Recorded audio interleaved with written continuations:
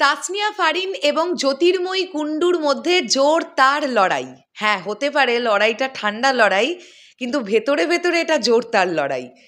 কারণ মেগাস্টার শাকিব খানের বিপরীতে দুজন বড় পর্দায় প্রথমবার, কে বেশি দর্শকের মন জয় করতে পারবে, এই কম্পিটিশনটা তো তাদের দুজনের মধ্যে থাকবেই। কারণ জ্যোতির্ময়ী কুণ্ডু প্রথমবারের জন্য মেগাস্টার শাকিব খানের সঙ্গে কাজ করছে, এবং জ্যোতির্ময়ী কুণ্ডু এই ইন্ডাস্ট্রিরও, মানে টলিউড ইন্ডাস্ট্রিরও বেশ নতুন একটি মুখ, অনেক দিন ধরে কাজ করছেন এমনটা নয়। এদিকে যদি আমরা তাসনিয়া ফারিনের কথা বলি, তার দেশের মেগাস্টার, তিনি তো জানেন যে who is megastar Shakib Khan. Tasnia Farin এই সুযোগ হাতছাড়া করতে চায়নি। প্রিন্সের সুযোগটা যে মুহূর্তে তার কাছে গেছে, সে লুফে নিয়েছে সুযোগটাকে। সে নিজেকে প্রমাণ করবার জন্য অঙ্গীকারবদ্ধ। উল্টো দিক থেকে জ্যোতির্ময়ী কুণ্ডু কি ভাবছে, পুরোটাই তাসনিয়া ফারিনকে জায়গাটা ছেড়ে দেবে? একেবারেই নয়, সেও তার মতন করে চেষ্টা করবে। এবার কে দর্শকের মন জিততে পারে, মেগাস্টার শাকিব খানের বিপরীতে কে নিজেকে বেশি ভালোভাবে প্রুফ করতে পারে বিগ স্ক্রিনে, সেইটা তো আমরা দেখব প্রিন্স সিনেমায়। হ্যালো আমার সাকিবিয়ান ভাইরা বোনেরা, চলে এলাম আরও একটা নতুন ভিডিও নিয়ে। আশা করছি তোমরা সকলে খুব ভালো আছো।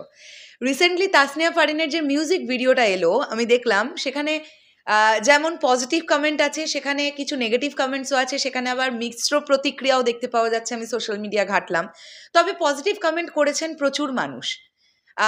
তাসনিয়া ফারিন রিসেন্টলি মন গলবে না দিয়ে সোশ্যাল মিডিয়ায় তুমুল আলোচনায় এলেন, তবে এইবার চাই উনি একদম আন্ডারগ্রাউন্ড হয়ে যাক।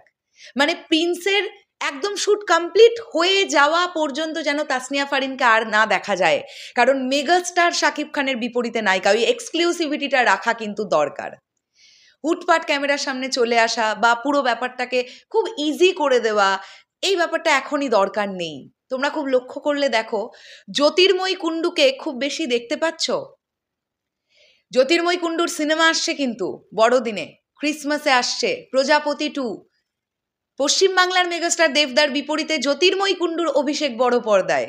তারপরেও জ্যোতির্ময়ী কুণ্ডুকে কিন্তু সোশ্যাল মিডিয়ার সামনে দেখতে পাওয়া যাচ্ছে না। রিসেন্টলি প্রজাপতি 2 ইন্টারভিউ দিয়েছে, প্রজাপতি 2 টিম, দেবদা দিয়েছেন, বেঙ্গল টকিজ মানে প্রযোজক যে অতনু রায়চৌধুরী তিনি দিয়েছেন, ডিরেক্টর অভিজিৎ সেন তিনি দিয়েছেন, বাট জ্যোতির্ময়ী কুণ্ডুকে দেখতে পাওয়া যায়নি কিন্তু কোনো ইন্টারভিউতে এখনো পর্যন্ত।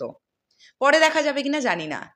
তার মানে এখান থেকে বুঝতে হবে যে জ্যোতির্ময়ী কুণ্ডু প্রিন্স নিয়ে ভীষণ সিরিয়াসলি ব্যাপারটাকে নিয়েছেন, নিতেই হবে। কারণ বাংলাদেশের শাহরুখ খান শাকিব খানের বিপরীতে কাজ করছেন উনি, এটা উনি ফিল করবেন, আর উনি কাজটা করে ফেলুক। কারণ প্রিয়তমা করার সময় ইধিকা পালও বোঝেনি যে হু ইজ শাকিব খান। প্রিয়তমার ওই ব্লাস্টার পরে ফিল করতে পেরেছে, বাবারে বাবা। এটা ইধিকা পাল নিজেও বলে, বিভিন্ন ইন্টারভিউতে বলে। তো জ্যোতির্ময়ী কুণ্ডুরও সেম ফিলিংস হবে, সেম ফিলিংস। এখন এই দুজনের লড়াই, মানে তাসনিয়া ফারিন এবং জ্যোতির্ময়ী কুণ্ডু, দেখার ব্যাপার এটাই যে কে নিজেকে সবচেয়ে বেশি করে প্রুফ করতে পারে, দর্শকের মন জয় করতে পারে। শুনুন, মন জয় করার জন্য বেশি স্ক্রিন টাইমিং দরকার হয় না। একজন ভালো অভিনেত্রী এইটুকুনি স্ক্রিন টাইমিং পেয়েও ফাটিয়ে দিতে পারেন। আবার একজন খারাপ অভিনেত্রী এতটা স্ক্রিন টাইমিং পেয়েও দর্শকের মন জয় করতে পারে না।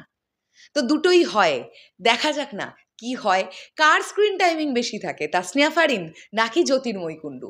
কেউ বলছেন লিড নায়িকা তাসনিয়া ফারিন, আবার কেউ বলছেন লিড নায়িকা জ্যোতির্ময়ী কুণ্ডু। দুজনেই লিড নাকি একজন লিড আর একজন লিড নয়, সেগুলো তো সময় এলে আমরা বুঝতে পেরে যাব।